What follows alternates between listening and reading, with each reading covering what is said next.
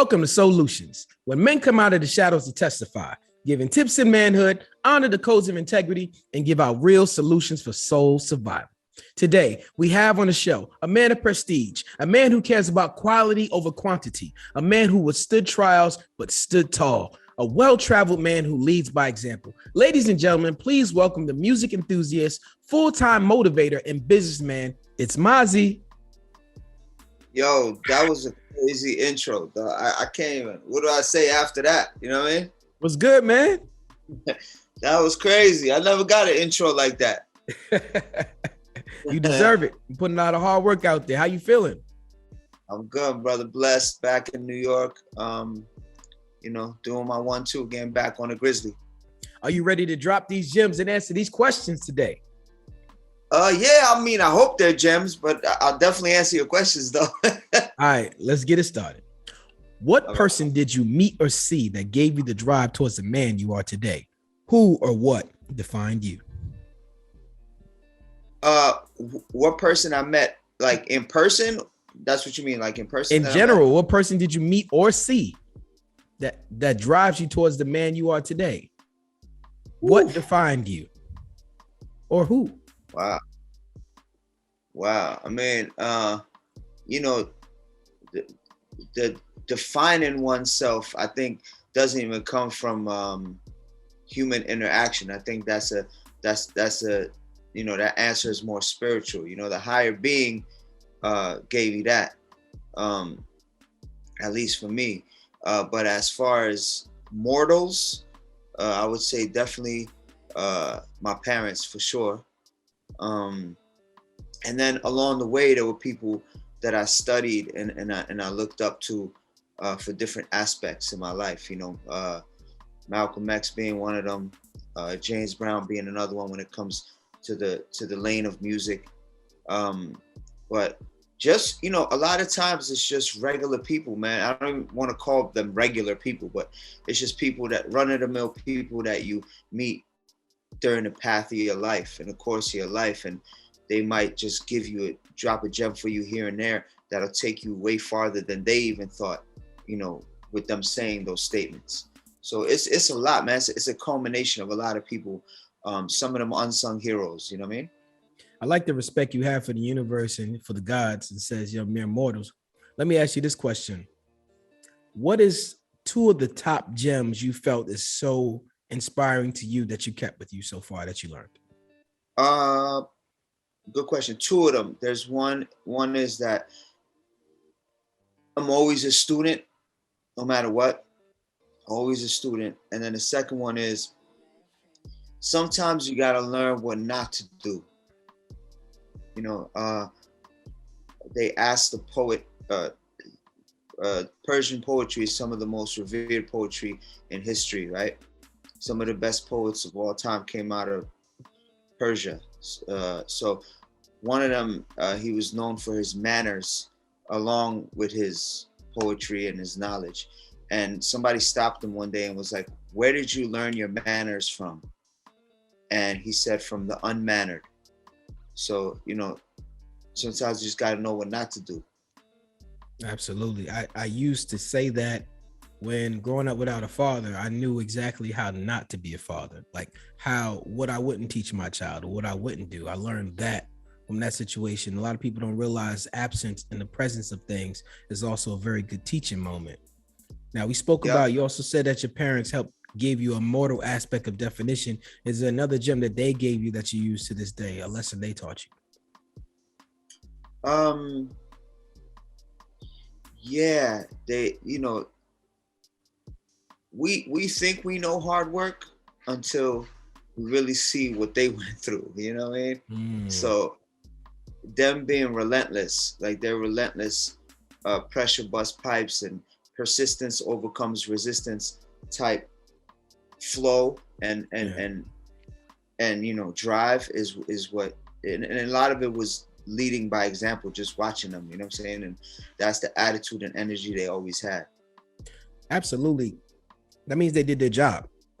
If it's easier for us, that means they really did their job. The question is, are we doing ours? Is it going to be easier for the next generation? We'll see. We don't know yet, right? We don't know what we put in what groundwork we laid out.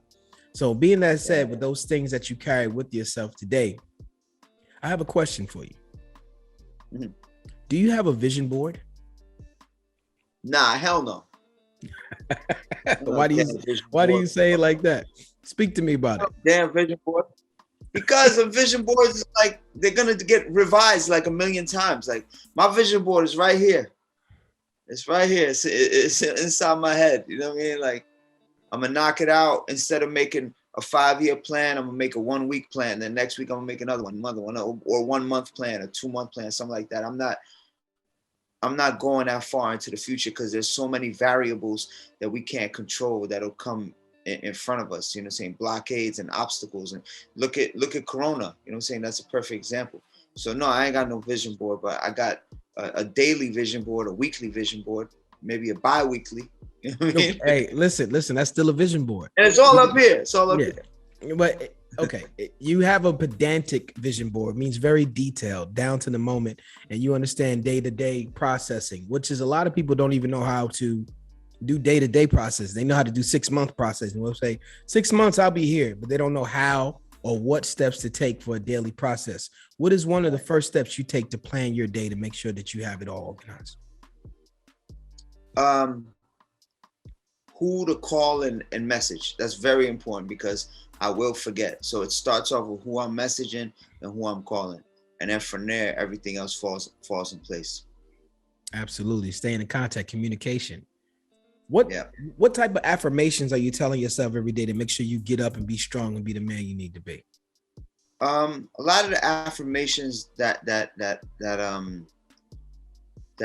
occur with me is like it's through prayer. So it's through salat and dua and like just praying to the Almighty. You know what I'm saying? So those I feel the affirmations that all the affirmations we need are there in at least scripture that I follow, or the school of thoughts that I follow.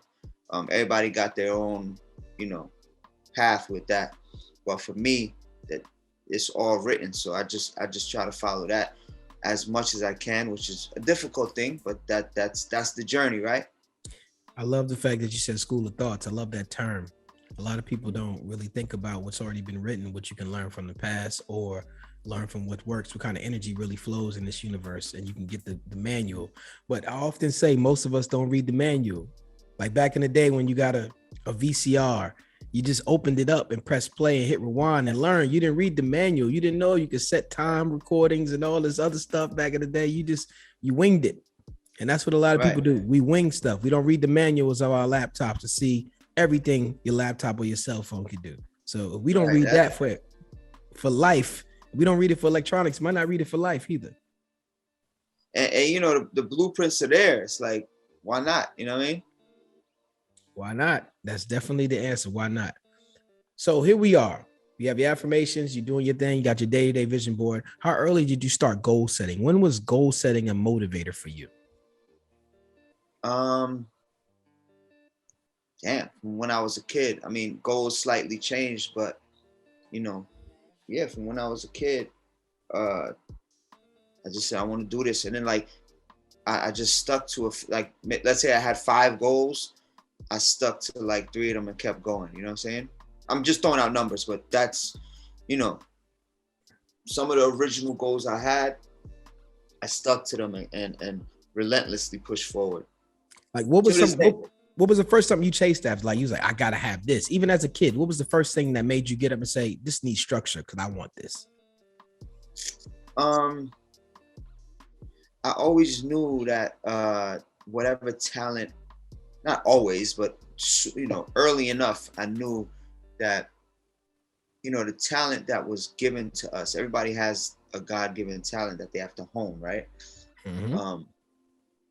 I always knew that the talent that was given to me, it has to be spread to the world for a greater good. So, I always said, whatever I have, whatever tools I have, they were gifts to me. So I have to be able to give that gift back to the world in some way, shape, or form. Energy, energy never dies. It just circulates and transforms and reconfigurates, but it's always still there. So I had to take that and channel it. You know what I'm saying? So I always said I was gonna do that, and I've been trying and working toward that ever since. Absolutely. You have a goal and you have a North Star. There's nothing wrong with having a North Star. What can you say what books kind of prepared you besides the book about scriptures and the things you read? What are the books you think saved your life within business, within life, within relationships? Yeah, I ain't read a book since I don't even know. I'll read articles. I'll read like, you know, stuff sent to me. I'll read like magazines and stuff, but I ain't read a book, bro, and I don't even probably since high school, dog. Listen, I'm a researcher as well. I read comic books. Yeah, hey, listen, that's a book. Like, for example, I'm a big time researcher, so I don't get to read a lot of books. So I do a lot of reading like you do. I do a lot of research, articles, and this and that information. Right. But I've always liked to hear about what books other people are reading to see how much the kinetic energy really flows between the men I interview and whether you do read or not. There's no judgment upon you, but I just want to know what were you reading? I mean, Spider-Man. Yeah. Hey, listen, I haven't read a comic book in I don't know how long. My brother reads comic books all the time, though. Right. Absolutely. I mean, look, Spider-Man live a real life, bro. He's saving the city, but then he has an assignment due. He gotta pay rent. His aunt is sick. Like he got a lot of problems, bro. So it's like, you know, we all are superheroes in our own right, but then we got a real life as well. You know, what you're doing right now is some superhero stuff, but you still got responsibilities after you turn this computer off, right? You got to handle a bunch of other things. So yeah, man, we all Peter Parker, Spider-Man. You know what I mean? In a certain way. I like that analogy. We all Peter Parker, Spider-Man in our own way. So here we are. You making your goals, you making your rounds, you believing in yourself, using that universal energy. And right now you're focusing on who you got to be, the best version of yourself, to shine your light, connect people, make sure you're messaging people, telling them that the best connection is communication. Through all that, who you are today, what did you sacrifice? Sacrificed money, making more money than I would have if I didn't make these sacrifices.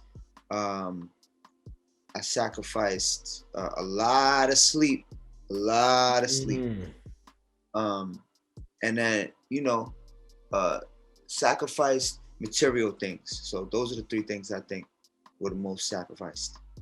No, the first time I've heard it, I've done so many of these shows. First time I heard somebody they say time, but no one has ever said sleep. Right now, that's a real thing. Like you made me think. Like I do sacrifice a lot of sleep. I do. I went to a herbologist, right, a few years ago, and he could look at your like eye color, the white of your eyes. He could look at your tongue. He could like just feel around your like back and stuff, and then tell you what's wrong with you. And one of the first things he said, you don't get enough sleep, and that's gonna cut your years back if you don't sleep more. You know what I'm saying? So yeah, sleep is important, bro. Sleep is important. So are you getting sleep today? Are we getting some sleep? Hell no. Hell no. You're still out here getting it. Talk to me about one of your lowest moments, but I just don't want to know about any moment. I want to know how you got up. This is for the people who might be listening right now and say, I too am going through this same thing, and this is how you got up. Maybe I can try it. Just give me an example of a lowest moment you have, but please tell us how you got up. Okay, so my lowest moment was definitely at the age of 30. At the age of 30, I lost my job. I tore my Achilles. My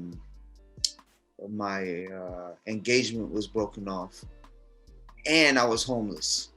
It was bad. But we back. It was bad. It was bad. And I was broke.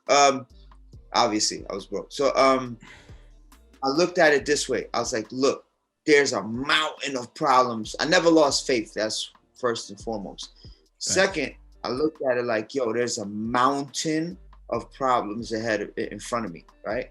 Mountain of things that I got to worry about. I can't be like Juggernaut, put my head down and attack full force, full speed ahead. I'm gonna just fall on my face. So I was like, all right, instead of doing it that way, instead of trying to get a bulldozer, I'm gonna get, or dynamite explosives, I'm gonna get a hammer, like a chisel and a hammer. I'm gonna just tap away, chisel away, break away, one by one, little by little, little by little. And sure enough, within a year, things started getting back on cue, step by step.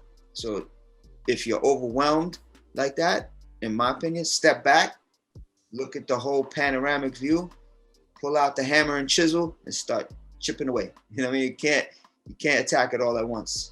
It's funny that you don't read a lot of books. I believe there's a book that explained that analogy. I think in Who Stole My Cheese?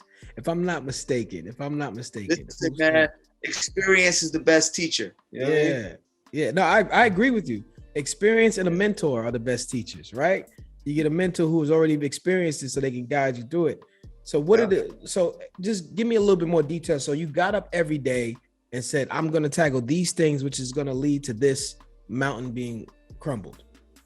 Right. Well, the first thing was like, all right, I gotta fix I gotta make sure my leg is fixed. You know what I'm saying? So, when you tear your Achilles, ain't nothing, but you just gotta give it time. So I just found easier ways to do things. I want to announce my first book, 10 Most Effective Ways to Reignite Self-Love. It's a deep reflection and deep dive into yourself, how to make yourself better overall.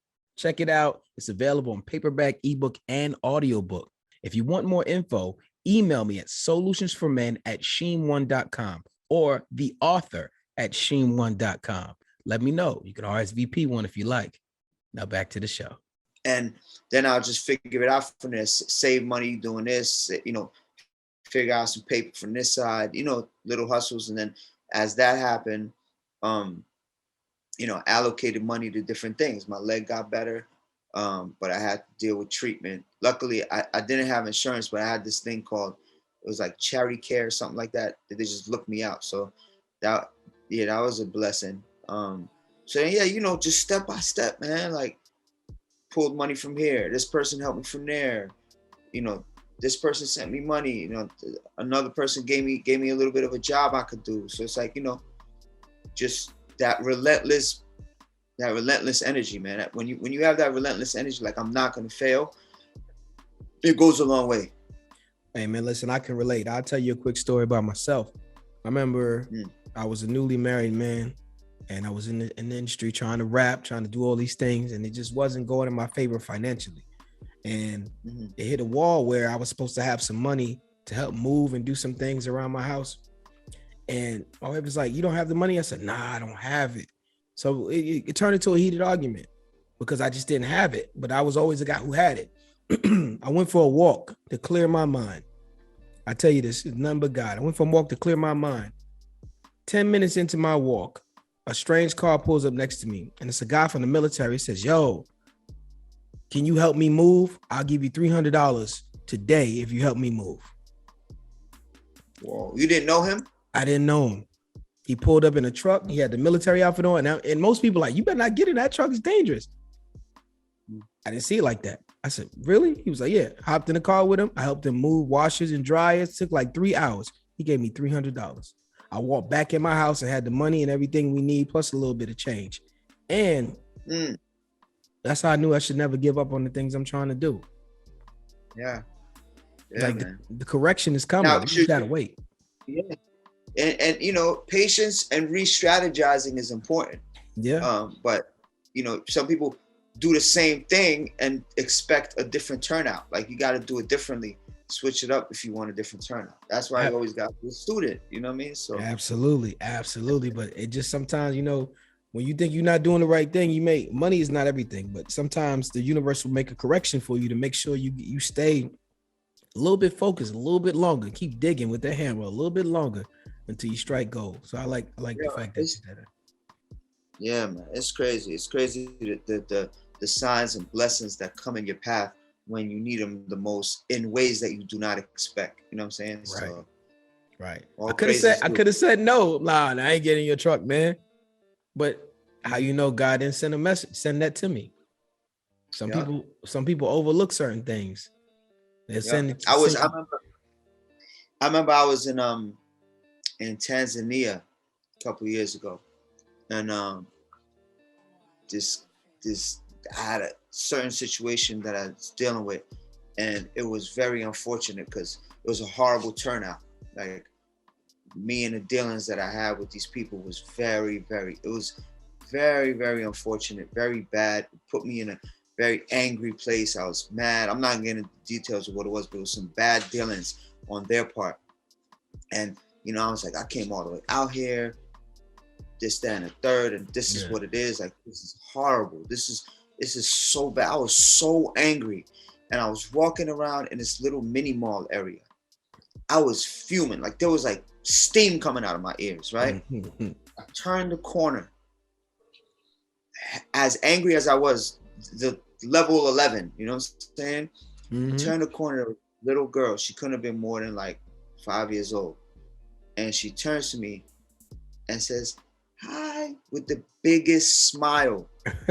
You know, she made me my energy did a 180, and she just lit up with her smile, and then it lit me up. You know what I'm saying? Yeah. And I was like, what sorcery was that?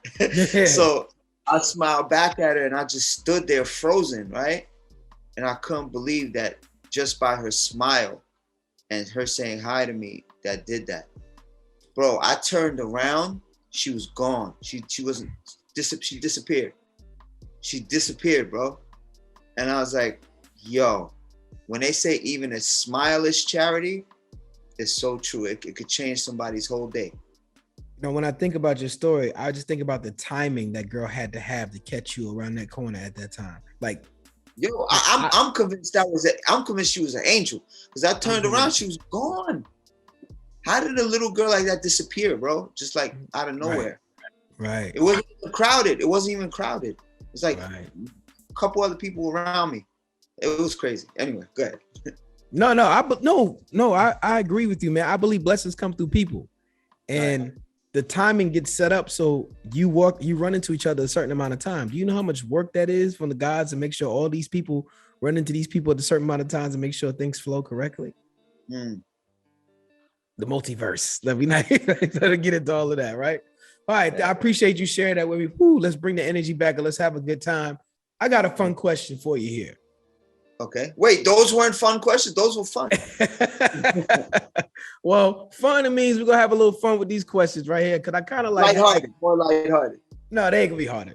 Some of them later on. I said lighthearted. Yeah, lighthearted. What have you procrastinated on and why?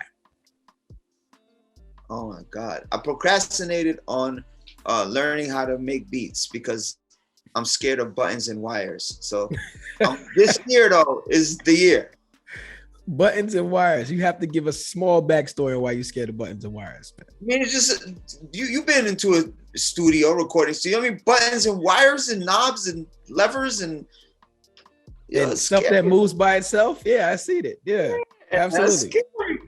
That's scary. You know, it's different from putting a pen to a pad and then rapping, like, or singing or whatever on a microphone. These is real buttons, real wires. Well, just remember this: before they was real buttons, somebody had to create it.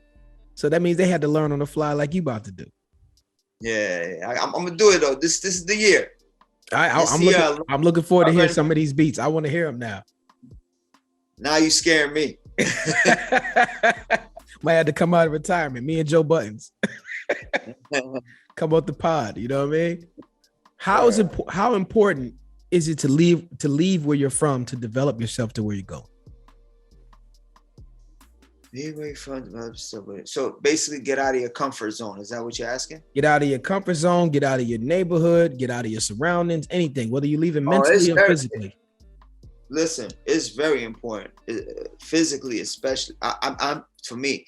I've been to 52 countries and counting, and a lot of them multiple times. And I had to explore the world to really understand everything. So to me, it's very important. It just opens up your mind and your soul, and just to see how different people live, and even deal with their cultures. And it's just amazing, bro. It's amazing. So it's very important for me. Absolutely. What was the biggest Like culture my shock? back home. What culture shock and what country was it where you had a huge culture shock? Yo, this, bro. This is crazy. Yo, I was in Uganda, right? Oh. You know what I'm talking about to say? No, I want to hear it. I want to hear it. Don't know what you about to say. Don't know. Yeah, I was in Uganda and we went to this village that was like 7 hours away from the capital. So 7 hours away from Kampala. So, you know, I'm not gonna get into detail what we were doing there. We were doing some dope, really, really dope stuff there. So we're on our way to go handle some of that. Beautiful things. People, by the way, the people in Uganda are amazing, beautiful people. Like some of the kindest people I've ever met. So we're there in that village and there's like a parade and a march and people are celebrating in the streets. I'm like, what's going on? Like I was hyped. I was like, yo, can we get out of the car and like join them? And my boy was like, nah, we gotta keep it moving. I was like, all right, what's going on? Like, what are they celebrating? Yo, they were celebrating. I don't know how PG you want me to be, but no, you can say whatever you want. They were celebrating cutting the foreskin off of I think like a 15-year-old boy. Oh man. And they celebrate that, but they wait till he's like that initiates him to be a man. Like that makes him a man once that's done in public. I'd rather be 15 hours old. With no anesthesia, nothing. Like that's what makes him a man. Like, so they do that publicly. It's a big celebration. And yeah, it's crazy. I couldn't believe it. But I mean, if he could withstand that pain, then in my book, he's a man. You know what I mean? So it's a rites of passage. It's a rites of passage. Right. And they were celebrating, like they were in the street, hundreds of people celebrating it. So parading down, marching down the street. So I was like, all right. But it was, so, I mean, it was just for one guy, or was this one guy? At that time, I don't know if they do it for a bunch of people certain times, but that time was one guy. That's amazing. Whoever this one guy I didn't see the guy, but I saw the people. Whoever this one guy was, he had a good time that day. Or did he? I mean, it's painful, you know? Yeah. Imagine no anesthesia, 15 years old, that happened to you. More power to him, man. More power to them, man. They're a lot stronger than we know. You know what I mean? But yeah, so that was a big culture shock. I didn't. You know. That would be a culture shock for me too. As many places I've been, I understand how that could be a culture shock. Absolutely.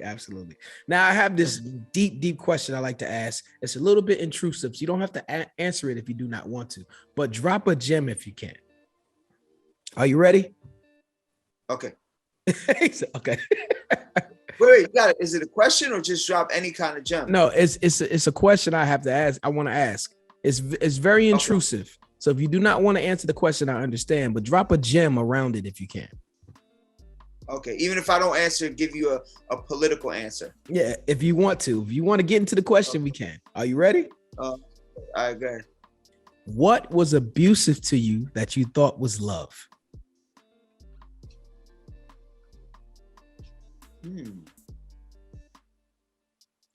I can answer that.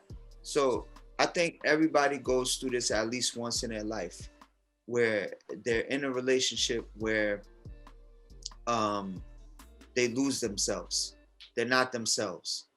And it's whether it's on purpose or just in the other person's character, their manipulative ways or abusive ways causes you to become like that, and you allow it. In one way, shape, or form, I think people go through this at least once in their life. So I was in a relationship where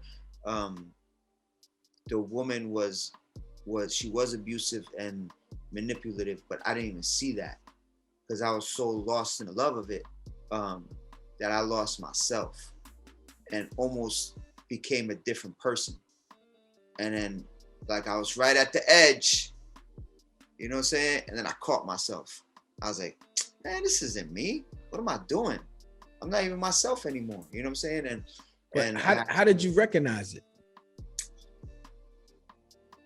Because I realized the trauma that person had went through in their life was crazy, the things she had went through.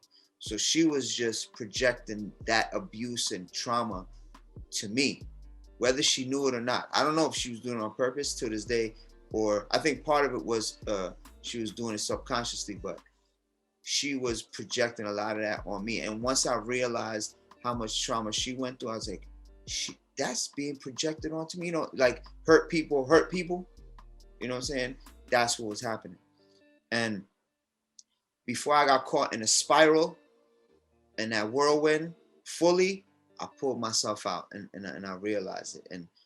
And you know, never again, like that never happened again because I realized that. So you realize it. My question that follow up after that is, how long did it take for you to accept it, to make an action upon it? Like how long it took me to realize it? No, after you realized it, how long did it take for you to accept it? Sometimes we realize things and we compartmentalize them. We say, you know, I know this is happening to me. I can handle it. But how long did it take for you to accept the fact, like less than 2 months. Yeah. Less than 2 months. Over a month, but less than 2 months. I think you're right about most of us do go through that because we don't take the time to find out who we are first and what we really like about ourselves, or there's really a lack of teaching of what we should be really looking for in companionship. There's some basic levels to that, and I think that we can all teach and all talk about. So I appreciate you sharing that with us today. Word. Absolutely. So how did you handle that? After you found out all these things, you just completely stepped away, or was it a short process? I shitted on her. And you know, my bad, I didn't mean to curse, but no, it's okay, man. It's a grown man show. You can say whatever you like. Yeah, so I did that, and then just, you know, was mature about it afterwards, like on some like, what would Jesus do? You know what I mean? Like you know what I mean? I wasn't totally vengeful and totally vicious, but you know, I was firm and stern. You know what I'm saying? It was for yourself. Huh? You had to do it for yourself. Yeah, word. But you know, I was a little disrespectful in the beginning, but then I pulled back and handled it, you know, on some grown man level. So. Well, that's good that you noticed that and you made those corrections. A lot of people don't even know how to stand up for themselves. They don't want to be seen as the bad person, or how that might look in the public eye at the end of the day. A lot of us, when you choose yourself, you can't really worry about what everybody else has to say because you know you made the best decision for you. Yeah, and you know what? I don't even know, like, her trauma caused her to be very self-centered and selfish. And till this day, I don't even know if she understands how she is, or if she understood what she did, or if she's trying to point fingers at me, or maybe realizing and not admitting it. Like, I don't know where she is in her head, but I just had to get away. You know what I'm saying? I feel you. I understand that 1,000%. Appreciate you sharing that with us. Now leads me to my next question, which I love to ask my guests because I love to hear their stories. Are you ready? Yeah. Did you ever get a sex talk? Who or what gave you sex education? Oh, my mother when I was 5 years old. Shout out to your moms. Because listen, a lot of us don't get it. She got a book from the library and showed me in the book. They had like drawings and stuff. So she was like, look, this what happens, and then this what happens. I'd rather you hear from me and from this book before you go into school and all these little kids tell you some wild stuff. So shout out to your moms. Listen, I interview many men on this show, and a lot of them found out about sex through the streets, through hearsay, through things that didn't make sense, you know, through sayings, through peer pressure, through family members. Yeah, you jumped off the porch yet? You got in and you ain't know you ain't a man if you ain't had none yet. Like all those types of things. Why do you think we shy away from those kind of talks? Your mom gave you a great talk at a great time. Yeah, I mean, and it's crazy because my mother's religious, you know what I'm saying? Like she's on her deen. So wow, I was surprised then. I'm still surprised to this day that she took that initiative. But she was a young mother too, so I think that helped. I think it's super important, man. There's so many things that come if you make a wrong decision from having sex. It just is. Like, you know, there's legal issues outside of that. You make creating another life, you're responsible, you're attached. And then it's also very fun, but it leads to a lot of emotional things that you might not be ready for. So if you have a conversation, if it's fluid, then you understand what's going on. You understand what you're doing. You understand the repercussions. Should there be a basic training program amongst men? A level of skill traits given out to the community. I'm talking about financial literacy, communication, change a tire, change a tie, gardening, general wealth building. And I'm talking outside the church, outside the Boys and Girls Club. I'm talking about straight community based where your next door neighbor is teaching you different things and your other neighbor's teaching you things. And we are a community of trying to grow each other so we can have a basic level of communication. When we step out of this hood, we have this level of intelligence that we can go interact with the rest of the world. We're not waiting on schools. We're not waiting on churches. We're waiting on only us, the people. Yeah, I mean, in a perfect world, hell yeah.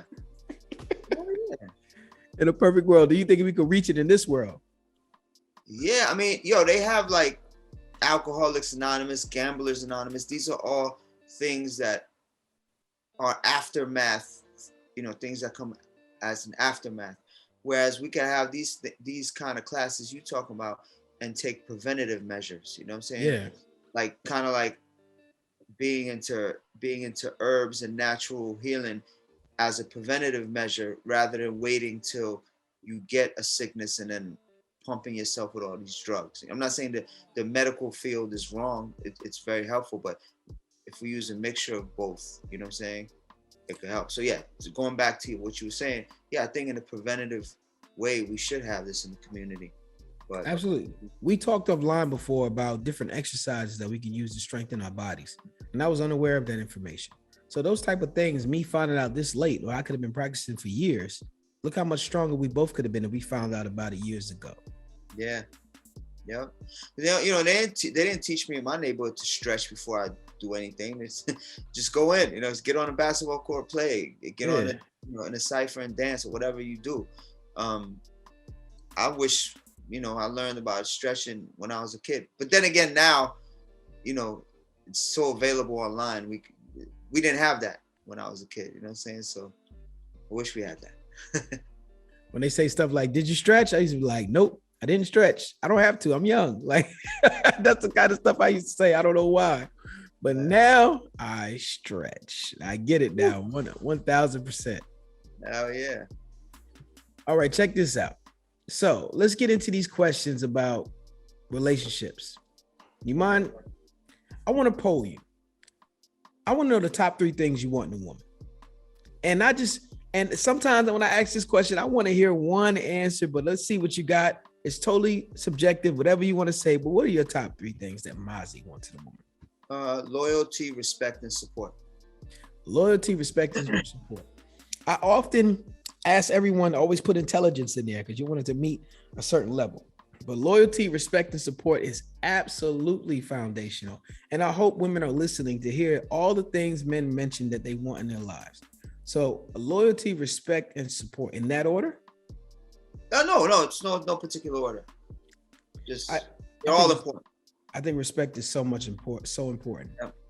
Respect is super important. I think in anything you do, even walking through life with anyone, whether you're in a relationship, people think relationships is about, you know, intimacy. No, relationships is communication. Relationships is relationships, and we should always have respect within them, right? Absolutely. Now, I'm gonna put you in the husband chair for a second here. Okay. Would you rather have a great woman or a great wife? Say that again. As a husband, would you rather have a great woman or a great wife? Great woman. Explain. Because the attributes of a wife can be negotiated, and you know, you could come to a middle ground and an agreement. You know what I'm saying? Because the relationship one man has with their wife is not the same as another one. They have different standards for each other, different marriages, right? But a great woman, like, that's the foundation. You know what I'm saying? You can't really you can't really sit there and teach that. That's gotta been that had to have been molded throughout the years. Absolutely. Great answer, man. I appreciate that. If they were giving out awards, would you rather have Father of the Year or Man of the Year? Man of the Year. I ain't no father yet, so. I mean, but still explain why you chose it. Because of a son or daughter needs to look up to their parent, and if they are Man of the Year, that's a lot to look up to. You know what I'm saying? Again, the father thing could be learned. They could learn and get there. But to be the Man of the Year, you gotta have way more things under your belt. You know what I'm saying? So I love that answer, man. So my next question is this: how do I approach a man I have problems with? Establishing the value. You just walk up to him, smack him in his face.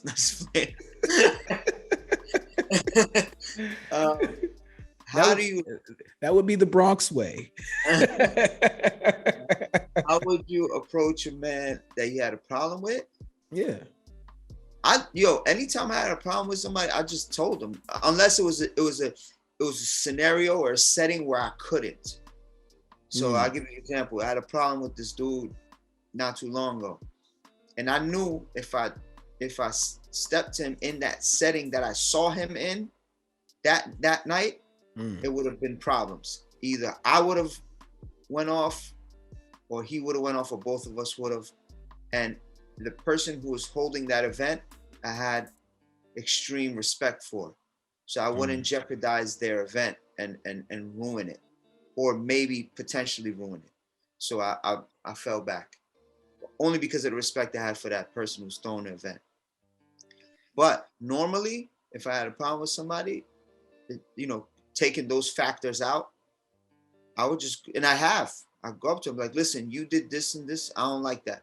I have a problem with that. Like, that's it. So I'm straightforward. I don't beat around the bush, and I don't come at you. I don't come at people with the intent of violence, but I do come at them with a blunt and straightforward approach. I mean, it's integrity, right? If two men can have a conversation about whatever, and then they can make decisions whether they're going to take it further. That's up to them. But I get it. And I've done that before with having in the back of my mind that, all right, it might pop off, so I got to be ready for that. Yeah. And guess what? It didn't. They would either apologize or explain themselves. So, right. You got to give people opportunity to be who they're going to be, right? Right. Absolutely. I came up with something called operating at 100%. And what I mean by that is I took 5 categories: purpose, health, confidence, money, and knowledge. Again, that's purpose, health, confidence, money, and knowledge. All worth 20% each, all adding up to 100%. Purpose means you're living in your purpose, doing your work every day. Health means you're praying, meditating, working out, eating correctly, exercising. Confidence means you're doing it all without any fear. Money means you saved a little money, invested a little money, spent a little money. And knowledge is you took in some new information. So, Mr. Mazzi, I ask you, within the last 24 hours, out of purpose, health, confidence, money, and knowledge, how much 100% have you been operating out? Whoa, that was a lot of information. Rewind, selector. I came up with something called operating at 100%. I took 5 categories worth 20% each. Okay. Purpose, health, confidence, money, and knowledge. Purpose meaning, okay, you got it? So purpose, 20%. That 20% is the highest, right? Yeah, 20% is the highest. 20%. What's the next one? Health? Yes, sir. Health, past 24 hours, 15%. Okay. What's the next one? Confidence, no fear. Doing everything with no fear. 25%. Money made, saved, or invested. Oh man, 5%. And knowledge. Knowledge, like something that I learned? Yeah, new information. I ain't really learned nothing new in the past 24 hours. So about 5%. So 5, 20, 5, 5, and 15, 25, 75%. Wait. 2020, 15, 5. What's that? Yeah, that's 75. All right, there you go. No. 2020, 15, 5. No, that's 7. Well, that's 80%. Really? No, I'm bugging. Wait, you got me thinking crazy right now. That's 65%. That's 65%. There you go. 65%. Great. Well, listen, you know what you got to do to get closer to your goals. You got to up this money, and we got to up these learning health goals. No, not learning experiences. Oh, learning and money. Learning and money. Yeah, we got to get it up. Once you get it up and you get operating close to 95%, man, life is so much better out here in these streets. You feel me? I appreciate you, man. Thank you, sir. You are now part of the Silhouette Boys Club. It is people like you who move in the shadows to help people like me shine. Now, before you go, we love to get referrals for the show. Is there anyone you would love to come on this show, drop gems, and answer these questions? Oh my God, there's so many. I gotta think about it, but there's a lot. I could give us one or two people you think will be awesome on this show. My boy Jo. He works for me, and I also do a podcast with him. He'll be good for this. Who else will be good for this? Shout out to Jo. We love to see you come on. You did. You interviewed Berto already? Yeah, I got Berto already. Let's see who else. Damn, there's so many, bro. There's so many. Jo for sure. And then probably I gotta think about it because there's just so many, bro. There's so many moving parts. I got you, man. Well, I appreciate you coming on. Is there any information you'd love to leave the people who watch this show that I can follow you, support you, anything you're doing today? Yes, I have an EP out now with Jaleel Beats. He did the whole EP. 100. I put out every album, EP, project I put out. 100% of the profits go to a charity. So this one in particular, we're trying to raise enough money to build at least 2 clean water wells in East Africa. We already built one on another project that I did in Uganda. So we're trying to build 2 more in different places in East Africa. And that one well supplies about 12 to 1,500 people with clean water. So just imagine if we had 2 of them in different places. And that's what I'm really grinding on now. And just stay in touch, man. SoulPurposeCrew.com. SoulPurposeCrew.com. You see the logo on the back. And social media for IG, TikTok, Twitter, and all that is It's Mazzi. ITSMAZZI. ITSMAZZI. I'm a cool dude. Talk to me. I'm approachable. Let's build.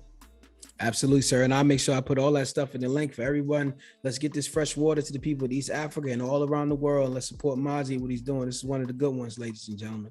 For those listening, you can reach me at SOULutionsformen@gmail.com or info@sheem1.com to be a guest on the show. Holler at me on Clubhouse, Facebook, Twitter, Instagram, in the streets if you see me. Before we go. Clubhouse too. Yeah, check me on Clubhouse. Yeah, check Mazzi on Clubhouse. Absolutely. Yeah, I got to get with you on Clubhouse. That would be cool. It has to have a room. Yeah. Before we go, we end with a quote for Dr. Miles Monroe. True success is not measured by how much you have done or accomplished. It's not compared to what others have done or accomplished. True success is what you have done compared to what you could have done. In other words, living to the maximum is competing with yourself. It's living up to your own true standards and capabilities. Success is satisfying your own personal passion and purpose in pursuit of personal excellence. So question of the day, question of your life. Are you maximizing your life? Ladies and gentlemen, this has been SOULutions for Men. I'd like to thank my guest, Mazzi. Make sure y'all support him. Shouts out to everybody. This is Sheen One. Peace and blessings.